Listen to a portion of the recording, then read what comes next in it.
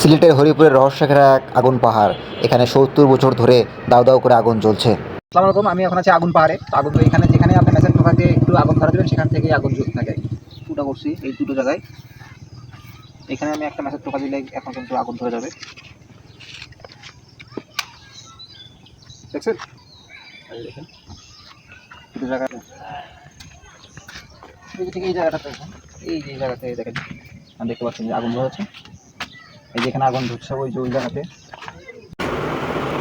এই আগুন পাহাড় এলাকার আশেপাশে মাটি ছিদ্র করে ম্যাচের ঠোকা দিলেই আগুন ধরে যায়। আর রাতের আধারে পুরো এলাকা নাম্বার কূপ। এখানে পানির ভিতর থেকে কিন্তু গ্যাস বেরোচ্ছে। আগুন পাহাড়ের ঠিক পাশে একটি মাজার অবস্থিত। কথিত আছে এই মাজারটি থাকার কারণে অলৌকিক একটি শক্তির মাধ্যমে ব্রিটিশরা যখন গ্যাস উত্তোলনের চেষ্টা করেছিল তখন এখানে বিস্ফোরণ হয়। আর বিস্ফোরণের পরই ৭০ বছর ধরে এখানে দাউ দাউ করে ৩টি কূপ থেকে গ্যাস বেরোচ্ছে।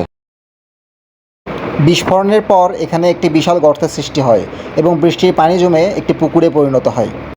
এভাবেই দিনের পর দিন পুকুরের তলদেশ থেকে গ্যাস বেরোচ্ছে। লাইটারের সংস্পর্শ পেলেই এই পানির মধ্যে আগুন জ্বলে। এটি ১ নাম্বার কূপের অর্থাৎ আগুন পাহাড়ের রাতের দৃশ্য। রাতে এমন করেই জল জল করে আলো দেখতে পাওয়া যায় আগুনের।